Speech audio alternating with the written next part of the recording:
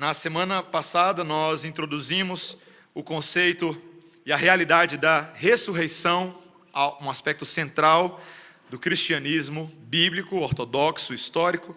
E hoje nós continuamos na história, na narrativa da ressurreição, a partir do versículo 13 até o versículo 35. Lucas, o Evangelho de Lucas, capítulo 24, versículo 13 até o versículo 35. Esta é a palavra de Deus. Naquele mesmo dia, dois deles estavam de caminho para uma aldeia chamada Emaús, distante de Jerusalém, 60 estádios. E iam conversando a respeito de todas as coisas sucedidas. Aconteceu que, enquanto conversavam e discutiam, o próprio Jesus se aproximou e ia com eles. Os seus olhos, porém, estavam como que impedidos de o reconhecer. Então lhes perguntou Jesus: que é isso que vos preocupa, e de que ides tratando à medida que caminhais? E eles pararam, entristecidos. Um, porém, chamado Cleopas, respondeu dizendo: és o único, porventura, que, tendo estado em Jerusalém, ignoras as ocorrências desses últimos dias? Ele lhes perguntou: quais? E explicaram o que aconteceu a Jesus, o Nazareno, que era varão profeta, poderoso em obras e palavras diante de Deus e de todo o povo, e como os principais sacerdotes e as nossas autoridades o entregaram para ser condenado à morte e o crucificaram. Ora, nós esperávamos que fosse ele quem havia de redimir a Israel. Mas depois de tudo isto, é já este o terceiro dia desde que tais coisas sucederam. É verdade também que algumas mulheres das que conosco estavam nos surpreenderam, tendo ido de madrugada ao túmulo, e não achando o corpo de Jesus, voltaram dizendo terem tido uma visão de anjos, os quais afirmam que ele vive. De fato, alguns dos nossos foram ao sepulcro e verificaram a exatidão do que disseram as mulheres, mas não o viram. Então lhes disse Jesus: ó nécios e tardos de coração para crer tudo o que os profetas disseram. Porventura não convinha que o Cristo padecesse e entrasse na sua glória? E começando por Moisés, discorrendo por todos os profetas, expunha-lhes o que a seu respeito constava em todas as Escrituras. Quando se aproximaram da aldeia para onde iam, fez ele menção de passar adiante. Mas eles o constrangeram, dizendo: fica conosco, porque é tarde e o dia já declina. E ele entrou para ficar com eles. E aconteceu que, enquanto estavam à mesa, tomando ele o pão, abençoou-o e, tendo partido, lhes deu. Então se lhes abriram os olhos e o reconheceram, mas ele desapareceu da presença deles. E disseram um ao outro: porventura não nos ardia o coração quando ele pelo caminho nos falava, quando nos expunha as Escrituras? E na mesma hora, levantando-se, voltaram para Jerusalém, onde acharam reunidos 11 e outros com eles, os quais diziam: o Senhor ressuscitou e já apareceu a Simão. Então os dois contaram o que lhes acontecera no caminho e como fora por eles reconhecido no partir do pão. Esta é a palavra de Deus. Vamos orar mais uma vez, irmãos. Senhor Deus, nosso Pai bendito, neste momento nós rogamos a Ti, por graça, por iluminação da parte do Espírito Santo de Deus, para que sejamos capazes não somente de tecnicamente aprender as coisas da palavra de Deus, mas de sermos profundamente tocados pelo Santo Evangelho, de sermos movidos pelas verdades aqui registradas. Aquece os nossos corações, é o que te pedimos em nome de Jesus. Amém. Meus irmãos, é curiosa a maneira como o corpo humano responde à expectativa de saciar uma determinada vontade, a maneira como biologicamente isso acontece. Quando nós estamos morrendo de fome e você sente aquele cheirinho de pão de queijo com café no ar, o que começa a acontecer com a sua boca? Você começa a salivar, não é verdade? Parece que tem uma cachoeira dentro de você. Quando o seu corpo está cansado e você se deita em uma cama macia, naquele momento ali há uma liberação extra de substâncias que produzem aquela sensação de alívio tão aguardada e que também te ajudará a dormir deliciosamente. Quando você diz a uma criança que passou a tarde inteira fazendo o dever de casa, que agora ela está liberada e pode convidar os amiguinhos para brincar, suas palmas das mãos já começam a suar, ela fica ansiosa, ela começa a falar sem controle, descrevendo aquilo que ela vai jogar com os amigos. É curioso como o nosso corpo, criado por Deus, ele quimicamente é programado para, diante de expectativas, reagir de acordo. Não é só o nosso corpo material que age dessa forma, mas nós precisamos entender que nós espiritualmente, como um ser unitário, como um ser completo, nós somos assim, nós somos feitos por Deus para reagir às boas expectativas da vida que Ele nos oferece. Mas tantas vezes, meus irmãos, nossos corações estão cauterizados. Nossa mente está cauterizada, nós perdemos o fascínio e o encanto pelas coisas de Deus. Como falamos hoje pela manhã no sermão, as coisas de Deus muitas vezes não nos movem. E esse texto de hoje, meus irmãos, é um texto importante, porque nós nos deparamos com discípulos que se encontravam assim, entristecidos, inertes diante dos acontecimentos recentes, com dificuldade de entender, mas esse texto nos mostra que através do conhecimento das Escrituras, que eles passarão a ter um entendimento revigorado do plano de Deus. E eles o farão nessa comunidade de crentes, na comunidade onde o Cristo outrora sofredor se torna conhecido como Cristo ressuscitado. E nós precisamos aprender o que esse texto nos mostra. Primeira coisa, meus irmãos, que esse texto vai nos mostrar, e eu gostaria que os irmãos acompanhassem comigo a partir do versículo 13, é uma espécie de tristeza por causa de expectativa frustrada. Veja que o texto nos diz no versículo 13, naquele mesmo dia, 2 deles estavam de caminhos para uma aldeia chamada Emaús. A história, a forma como ela começa essa narrativa é uma conexão com o que vinha acontecendo antes. Os eventos agora acontecem no mesmo dia em que as mulheres vão ao sepulcro levar os seus elementos para oferecer homenagens ao morto Jesus, mas chegam lá, o corpo dele não está ali, a pedra foi rolada e 2 anjos aparecem anunciando. Por que elas estão procurando entre os mortos? Porque ele vive, ele está entre os vivos. Elas ficam chocadas com aquilo, elas vão até os discípulos e contam aquele relato, eles ficam um pouco incrédulos. Pedro vai lá para conferir se a história bate, e quando ele chega lá, de fato, o corpo de Jesus não se encontrava no sepulcro, apenas os lençóis de linho. Ou seja, tudo que vai acontecer agora acontece no mesmo dia que todas aquelas coisas aconteceram. Nós nos encontramos aqui com 2 discípulos que o nome deles não nos é contado num primeiro momento, mas eles estão nesse caminho, não rumo a Jerusalém, mas saindo de Jerusalém rumo a Emaús, uma cidade que ficava a aproximadamente 11 quilômetros, a medida que é dada em estádios para a gente aqui é um pouco difícil de compreender, mas mais ou menos 11 quilômetros. Eles estão rumo a Emaús, conversando sobre as coisas que se sucederam naqueles dias em Jerusalém. Quando de repente eles recebem uma visita inesperada. O próprio Cristo entra no caminho com eles. Gente, esse texto para mim, todas as vezes que eu penso nisso, eu fico fascinado. Eles estão andando, de repente o próprio Cristo entra no caminho com eles. Mas o texto nos mostra aqui no versículo 15 que eles não o reconhecem. Os comentaristas entram num certo debate aqui do motivo pelo qual exatamente eles não reconhecem. Num primeiro momento nós não sabemos se há de fato uma cegueira espiritual da parte de Deus, que eles não podem reconhecer, ou se houve uma leve mudança na aparência do corpo glorificado de Jesus, ou simplesmente porque seria a coisa mais absurda do mundo que alguém que tivesse acabado de ser crucificado diante dos olhos de todos pudesse estar vivo no caminho de Emaús.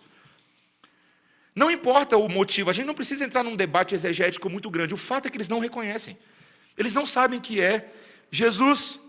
Então Jesus se passa por um transeunte comum, e ele entra no meio da conversa deles, e ele passa a perguntar no versículo 17, por que eles estão ali conversando sobre aquelas coisas, ou que assuntos são aqueles que se sucederam naqueles dias. E o texto literalmente nos diz que eles param no meio do caminho, tristes, entristecidos. E um deles, a identidade é revelada, a partir dos versículos 17 e 18, o nome dele é Cleopas. O nome dele só aparece aqui no Evangelho de Lucas.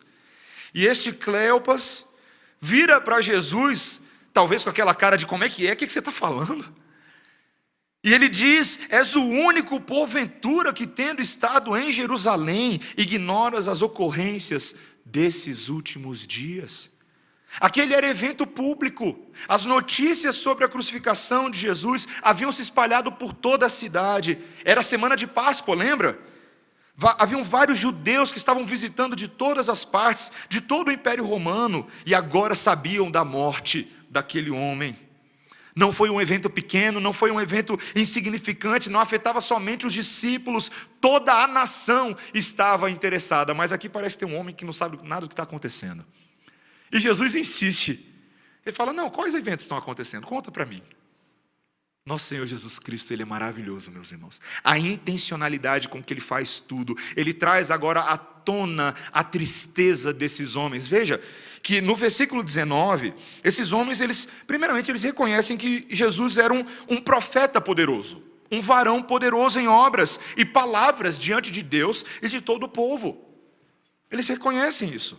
No versículo 20, eles também reconhecem que ele fora crucificado não pela mão do Império Romano, como muitos pensavam, mas pelas próprias autoridades dos judeus. Eles eram responsáveis. Mas veja que no verso 21, eles têm uma expectativa errada. Eles dizem aqui que Jesus deveria, pelo menos na expectativa deles, redimir a Israel, mas depois que tudo isso aconteceu, já era o terceiro dia desde que ele havia morrido. O conceito de redenção aqui, de redimir, não é o que eu e você estamos pensando, o conceito espiritual. A palavra utilizada é a tal da redenção política. Ainda a expectativa de que o Senhor Jesus Cristo fosse uma espécie de libertador do povo, alguém que poderia trazer a liberdade para os israelitas, para os hebreus, do jugo que os romanos vinham impondo. Ou seja, meus irmãos, esses discípulos reverberam aquilo que tantos outros pensavam, tantos outros judeus. Eles estavam decepcionados. O que significa a palavra decepção? Quando alguém vira para o outro e fala assim: eu estou decepcionado com você. O que essa palavra significa? É uma expectativa frustrada, não é verdade? Mas a pergunta que nós devemos fazer é se essa decepção desses homens é legítima. Porque, meus irmãos, é justamente esse o problema. A sua decepção decorre do próprio conceito de Messias que eles construíram na sua cabeça, e que não se cumpriu de acordo com as suas vontades e as suas expectativas. O Messias que eles queriam não era o tipo de Messias que Deus estava oferecendo. Era um Messias segundo os seus interesses. E nesse retorno a Emaús, eles perderam inicialmente a importância do maior evento da história, porque eles estavam muito concentrados em suas decepções pessoais e problemas. Meus irmãos, isso sempre vai acontecer todas as vezes que nós gerarmos uma expectativa sobre Jesus que não corresponde à expectativa para a qual ele veio no mundo. Muitas pessoas fazem isso o tempo inteiro. Nos nossos movimentos políticos brasileiros, nos nossos dias, o Senhor Jesus Cristo, pelos canais de YouTube aí, tem sido resgatado por alguns dos youtubers, dos bloggers, como uma figura política social em favor dos pobres. O Jesus negro, o Jesus das minorias, e por aí vai. Ele é meramente isso. Um defensor de uma agenda particular. Sabe qual que é o problema disso? Jesus vai decepcionar eles já já. Porque ele não veio para isso. Todas as vezes. Esse é o problema do pecado em nós, meus irmãos. O pecado faz exatamente isso. Ele nos leva, no geral, na vida, a gerar expectativa em torno de metas inadequadas, que mostram o quanto o nosso coração idolatra as nossas agendas e como nós não frequentemente nos veremos frustrados e interrompidos. Você nunca parou para pensar qual que é o motivo porque grande parte da sua lista de dezembro, de promessas de ano novo, rapidamente se frustra? Você já parou para pensar isso? Por que ela rapidamente se frustra? Porque algumas daquelas metas são muito distantes da realidade dos fatos, ou às vezes completamente inadequadas. Vou à academia todos os dias às 6 da manhã, de segunda a sábado. Vai, miserável, vai lá. Talvez alguns consigam, eu até admiro essas pessoas, mas não é para a maioria. Vou fazer devocionais de 2 a 3 horas de duração todos os dias. Parece bom, mas é realista? Você vai manter essa meta? Você se compromete com ela e você vai até o final? É curioso, né? Até coisas que nos parecem boas podem parecer distante daquilo que nós estamos vivendo. Vou me casar até o final do ano de qualquer jeito. O cabra não tem nem namorada. Será que é sensato pensar assim? Meus irmãos, nem todo mundo tem a unção do presbítero Green. Não é para todos, não é assim que funciona. Metas inadequadas geram expectativas frustradas. Sua vida fica parecendo uma cena daquele filme Férias Frustradas de Verão, se alguém já assistiu esse filme. Meus irmãos, esse é o problema de tantas espiritualidades. E na verdade o pior é que isso acontece em categorias espirituais para muitas pessoas. Quando nós esperamos algo de Deus, ou aguardamos o cumprimento de uma suposta promessa que nós recebemos, que Ele nunca garantiu na sua palavra. Você já viu isso? As tais promessas de Deus na sua vida, que sempre soam tão triunfalistas e vitoriosas, mas muitas vezes se distanciam das realidades de sofrimento, perseguição, que os próprios apóstolos anteciparam. Meus irmãos, Deus não nos prometeu metas irrealistas de vida, sucesso em toda e qualquer situação da sua vida, cura para toda e qualquer doença. Não é assim que funciona. O que Deus nos prometeu é que Ele nos estaria conosco por meio do seu Espírito. É isso que Ele nos prometeu, que em meio às tribulações, que em meio às dificuldades, a sua presença seria real, condutora, reconfortante ao coração, exatamente da mesma maneira como Jesus faz no caminho de Emaús com esses homens. Ele demonstra interesse em ouvir o que lhes preocupava. Esse é o nosso sumo sacerdote e intercessor, que se interessa pelas nossas causas, apresenta as nossas vidas, nossos corações, nossas questões do pecado e nossa luta pela santidade diante de Deus. Esse é o primeiro ponto, meus irmãos. Mas o segundo ponto aqui também, nesse texto, é a maravilha de um Messias que é atestado pelas Escrituras. Veja que esses homens, quando eles estão falando para Jesus sobre todas essas coisas, eles não sabem que é Jesus, mas eles também passam a contar os relatos estranhos, a forma curiosa como as coisas aconteceram naquele dia. O fato de que algumas mulheres foram lá no sepulcro de Jesus e não encontraram o corpo, então reportaram que um anjo deu uma mensagem de que Jesus vivia. E de fato, quando alguns dos discípulos foram ao sepulcro, como Pedro, também não o encontraram. Esses homens não sabiam como processar esses acontecimentos. Tudo parecia muito estranho. Como é que é? Jesus morreu outro dia. E agora vocês estão falando que Ele ressuscitou. Eles não conseguem encaixar essas ideias. Mas, meus irmãos, o Senhor Jesus, neste momento, ainda um desconhecido, os chama de nécios e tardos de coração. É o que Ele fala no versículo 25. Lentos para crer naquilo que os profetas disseram. E aqui, meus irmãos, neste momento o Senhor Jesus Cristo passa a fazer algo. Esse versículo 27 de Lucas 24 tem sido considerado ao longo da história da igreja protestante um dos versículos mais centrais na doutrina de Cristo na Bíblia inteira. É uma doutrina engraçada, né? Cristo na Bíblia inteira. O Senhor Jesus Cristo passa a fazer uma aula de escola dominical com esses homens, expondo a verdade de Jesus, não a respeito agora da sua vida naquele momento, mas a partir das Escrituras do Antigo Testamento, da Antiga Aliança. É curioso, o Senhor Jesus Cristo, Ele poderia muito bem fazer uma mágica ali, talvez um milagre, para revelar, mas não é isso que Ele faz. Ele passa a discorrer a respeito daquilo que Moisés falava. E essa forma de dizer, o que significa Moisés? Os 5 primeiros livros da Bíblia: Gênesis, Êxodo, Levítico, Número e Deuteronômio. Depois o texto nos diz que ele vai passando por todos os profetas.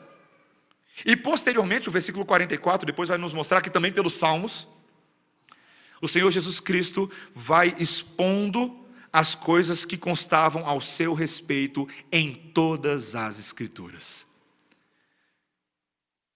Meus irmãos, eu já perdi as contas como pastor, a quantidade de vezes que eu incitei os irmãos a considerarem o valor e o peso do Antigo Testamento para compreendermos bem quem Jesus é, a sua obra. O Antigo Testamento, talvez você não veja isso com clareza, mas seus temas na história da redenção, suas promessas, seus símbolos, seus sinais, seus sacramentos, suas tipologias, suas analogias com personagens históricos, seus contrastes, todos eles apontam para Jesus, porque Jesus é o centro das Escrituras. Talvez você venha de um contexto onde você nunca ouviu esse tipo de coisa, e acontece. Como assim, pastor? Como assim Jesus no Antigo Testamento? Você já viu aqueles livros que de vez, eu não sei se vende até hoje, aqueles livros que vêm com imagens tridimensionais para você ver? Você já viu esses livros? Eu não sei se você já viu. São os livros que cada página vem com uma imagem, você não reconhece de início o que é, parece uma pintura modernista quando você olha de primeira, né? Uma abstrata, você não entende nada. Aí o livro ele te dá uma regra, ele faz assim, ó, chega o livro bem perto do seu nariz. Então imagina a cena, você lá na sala com o livro bem perto do seu nariz. Agora foca num ponto, certo? Aí você vai afastando o livro. E à medida que você vai afastando, uma imagem tridimensional que antes você não estava vendo, de repente se forma. Um crocodilo africano, uma tarântula, alguma coisa assim. E você fica fascinado com aquele negócio. E depois quando você pega o macete, eu lembro que eu e meu irmão pegávamos um macete, a gente via rapidinho já. Queridos, quanto ao Antigo Testamento, eu e você precisamos ser treinados a chegar ele bem pertinho do nosso nariz, focar e aprender a ver o que está oculto ali. Jesus Cristo está plenamente perfeito no Antigo Testamento. Todas as coisas apontam para Ele. Na verdade, nós sabemos que o Antigo Testamento nos nossos dias só pode ser adequadamente entendido e compreendido à luz da obra de Jesus. Experimenta o livro de Hebreus. Tenta dar uma lida no livro de Hebreus, na sua devocional. Se você não conhece muito de Antigo Testamento, você fica meio perdido. Chega ali no capítulo 7, 8, 9, vários dos símbolos com relação ao tabernáculo, Santo dos Santos, lugar santo, Arca da Aliança, você fica assim, eu não sei o que está acontecendo. Porque você precisa estudar a Bíblia como um todo e não só aquilo que você gosta. Um dos grandes problemas, meus irmãos, é que a nossa vida devocional, a nossa vida de estudo da palavra, é uma vida muito seletiva. Eu vou ler os Salmos. Por quê? Porque eu adoro os Salmos. Eles aquecem o meu coração. Vou ler o Evangelho de João. Por quê? Porque eu adoro o Evangelho de João. Jesus é tão bonito. Meus irmãos, sim, são palavra de Deus. Mas o apóstolo Paulo, quando ele defende a sua pregação aos gentios, em Atos 20 e 27, ele fala, porque eu vos preguei todo o desígnio de Deus, todas as escrituras. Paulo, como um cozinheiro da parte de Deus, era um chefe que preparava um belo banquete para os seus ouvintes. Na sua dieta, incluía Antigo e Novo Testamento, a história que Cristo estava escrevendo naqueles dias, e ele pregava tudo, meus irmãos. Ele fazia referência a todas as coisas. Ele citava Isaías, ele citava Ezequiel. Os apóstolos sempre pregaram todo o desígnio de Deus, e eu e você precisamos dessa dieta.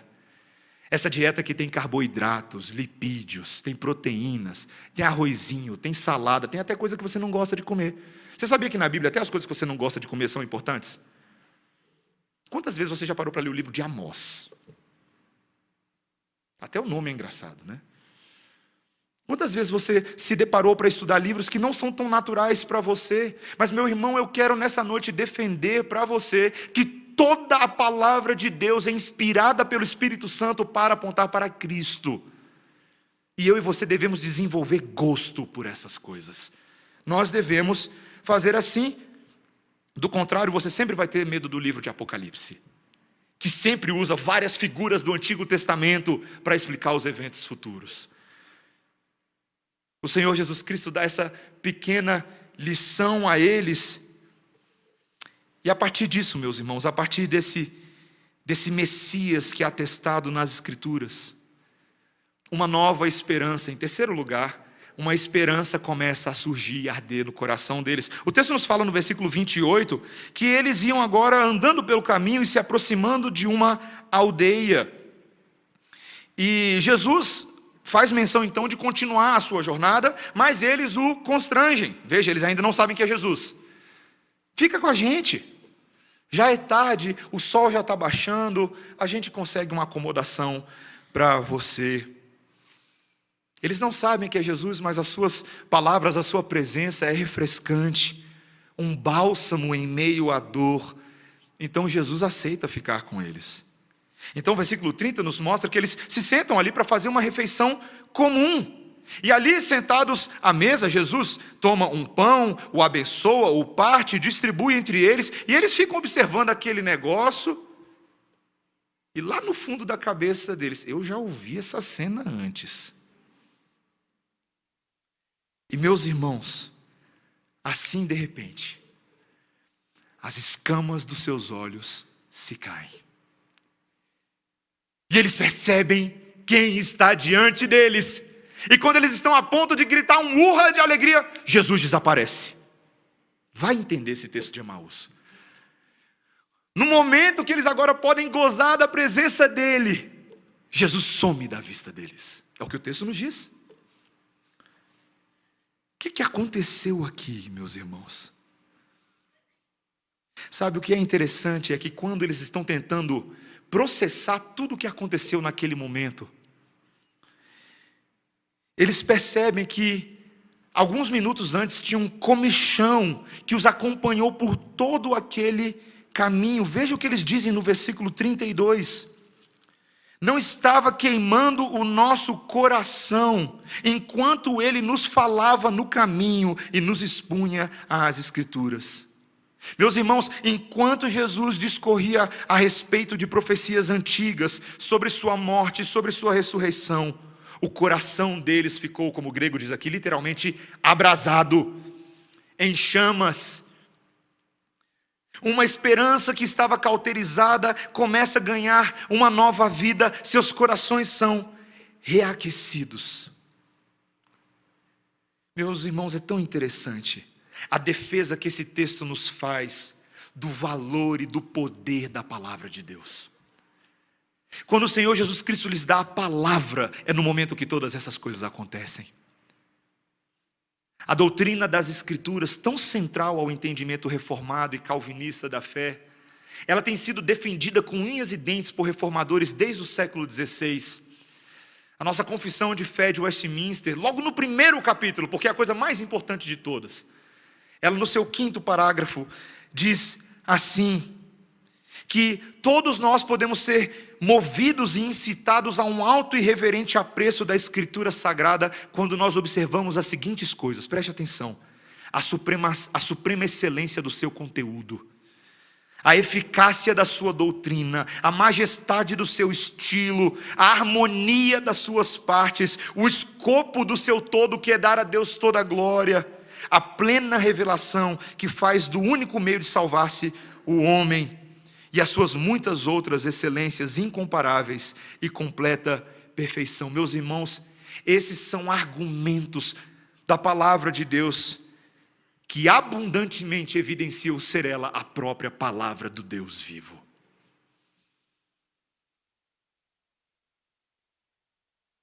E o Espírito Santo de Deus confirma essa verdade nos nossos corações. Meus irmãos, eu não sei se nós consideramos isso, mas esse livro que talvez você tenha uma cópia no seu colo, ou quem sabe você tem ele no aplicativo que você está lendo, esse texto é sobrenatural. Sobrenatural. Quando nós entendemos isso, que é por meio desse texto que o Senhor promove uma transformação de caráter imensurável, nós nos prostramos em santa adoração diante de Deus e com gratidão, gratos porque Deus nos tem dado o privilégio de ter acesso à sua palavra.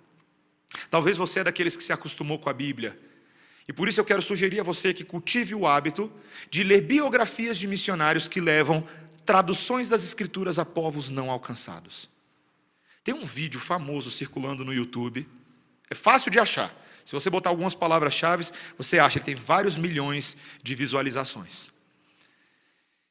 Um vídeo de um povo no continente asiático que recebe a sua tradução da Bíblia pela primeira vez após anos do início do trabalho missionário.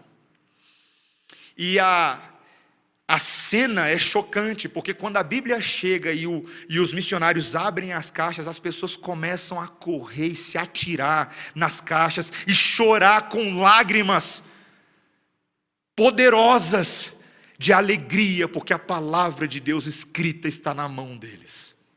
Eles sabem exatamente o que aquilo significa, que Deus decidiu se manifestar àquele povo, que eles não foram abandonados à própria sorte, mas a salvação chegou na casa deles. Meus irmãos, quantas vezes eu e você perdemos essa perspectiva? Certo dia, uma senhora que veio visitar a igreja, ela veio para mim e falou assim: pastor, quando você prega as escrituras, você é animado, né, pastor? Ela é presbiteriana, da velha guarda. Você falou: você é animado, né, pastor? Eu falei: eu sou, minha irmã. Porque a pregação expositiva da palavra de Deus, como Jesus fez, expunha as escrituras, é o meio pelo qual o poder transformador de Deus transforma as nossas vidas. E eu amo essa palavra, meus irmãos. Eu amo essa palavra. Eu sei do poder que ela tem, porque eu experimentei na minha própria vida esse poder transformador. De sentar-se sob a pregação de outros homens, que edificaram meu coração, que me consolaram e que anunciaram ao Cristo morto, ressurreto e perdoador de pecados. E aquilo aqueceu meu coração. Isso já aconteceu com você? Isso aquece o seu coração? Quando você ouve a verdade de Deus sendo pregada? Esse tipo de coisa te move. Meus irmãos, a palavra do Senhor é poderosa, ela nunca volta vazia. E por isso que nós devemos também criar o hábito de não somente ouvi-la, mas de memorizá-la. Memorizá-la. Memorizar é guardar no seu coração. Hoje nós perdemos o hábito de memorizar coisas porque você tem o seu celular. E aí você no seu celular, você abre rapidinho o que você precisa, aquele recado. Por exemplo, você não tem que memorizar mais telefone de ninguém, já reparou nisso? Você só compartilha o contato. É o que você faz, não é? Compartilha o contato. Mas, meus irmãos, com as coisas de Deus não dá para ser assim. Você tem que memorizar, internalizar e deixar aquela bomba espiritual entrar em você. E pensar e refletir a respeito dela. Nós temos perdido o hábito da memorização das Escrituras. É um pouco vergonhoso, e ainda bem que você não tem que responder as minhas perguntas agora. Mas para muitos, quando eu pergunto, me fale 5 versículos de cabeça. Não consigo. Mal lembro João 3,16. Meus irmãos, nós precisamos internalizar a palavra de Deus. É porque nós não temos nos enamorado, nos aproximado dessas santas escrituras, que tantas vezes a nossa fé se encontra fria e cabisbaixa. Fria e cabisbaixa. Nós estamos falando de uma experiência verdadeiramente espiritual com a revelação de Deus. E esses homens tiveram seus olhos abertos para Jesus, por meio da palavra. Meus irmãos, essa esperança que arde no coração se torna agora, em último lugar nesse texto, motivo de uma celebração a ser compartilhada. O texto nos diz no versículo 33, veja comigo os últimos 3 versículos, que eles se levantaram e voltaram imediatamente para Jerusalém. Os comentaristas, quando observam o grego aqui, é como se literalmente eles tivessem parado a refeição no meio, levantado e vão embora. O povo que antes estava no caminho de Emaús, volta para Jerusalém. Aqueles que estavam fugindo dos problemas, das angústias, da desesperança, voltam para o local onde essa esperança agora está sendo celebrada. E eles vão para os discípulos. Eles vão para os 11. E quando eles ali encontram os 11, como o versículo 33 nos mostra, e todas as pessoas que estavam reunidas, que diziam: é verdade, o Senhor ressuscitou e apareceu a Simão. Um fato curioso aparece no Evangelho de Lucas, que não é contado em Lucas, é só citado, de que naquele momento, Cristo já havia, quando eles voltam, Cristo já havia aparecido para Simão. Aquela conversa do Evangelho de João, lembra? Já havia acontecido. A primeira aparição. Meus irmãos, talvez ainda tivessem muitos que tinham dificuldade para crer nisso, mas de repente vem lá 2 discípulos do caminho de Emaús, que nem são assim tão importantes quanto os 11, mas que tiveram um encontro confirmatório com a realidade da ressurreição de Jesus. Meus irmãos, como crianças, felizes e alegres por compartilhar esta realidade, são essas testemunhas oculares do Cristo ressurreto. Gente que viu, gente que experimentou o Senhor.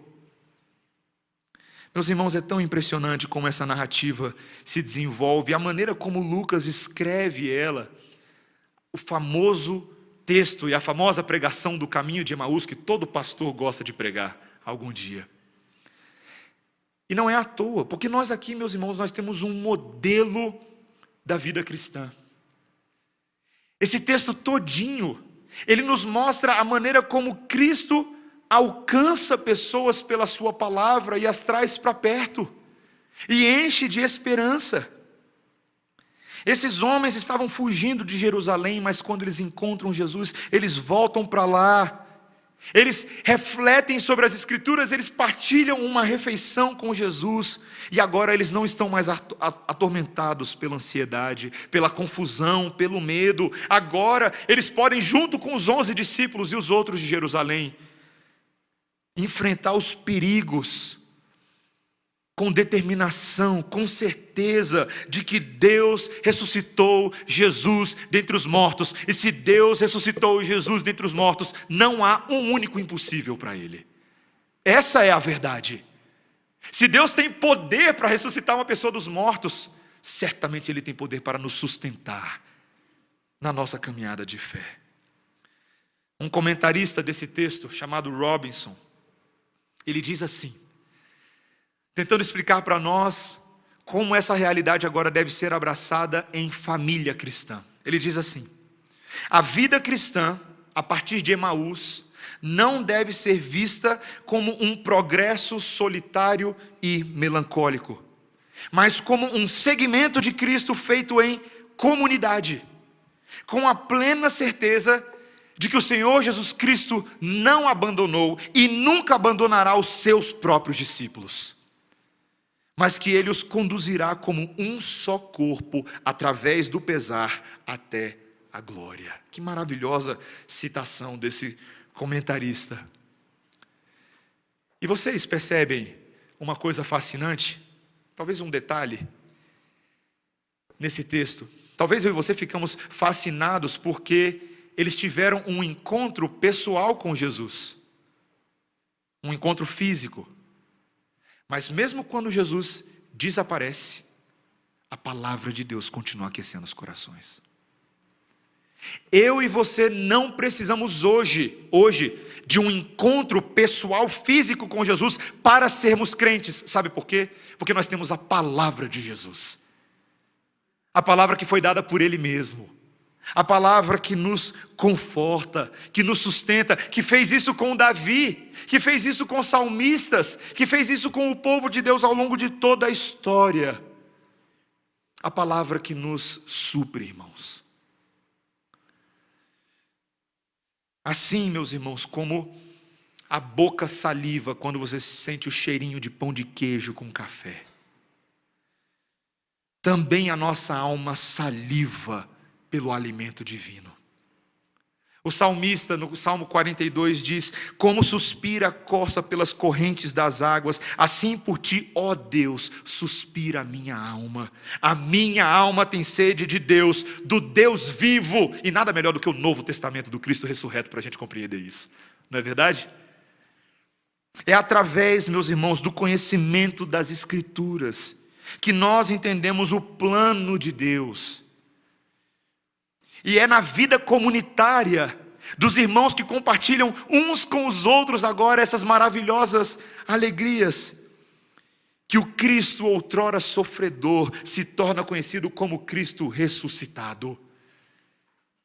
É quando eu viro para você e falo: Ele ressuscitou, e você fala: Ele ressuscitou verdadeiramente. É quando nós nos consolamos e nos confortamos uns aos outros com essa verdade. Nós sabemos, meus irmãos, nós sabemos que haverá momentos e que infelizmente nós, como aqueles de Emaús, não reconheceremos Jesus no caminho com clareza.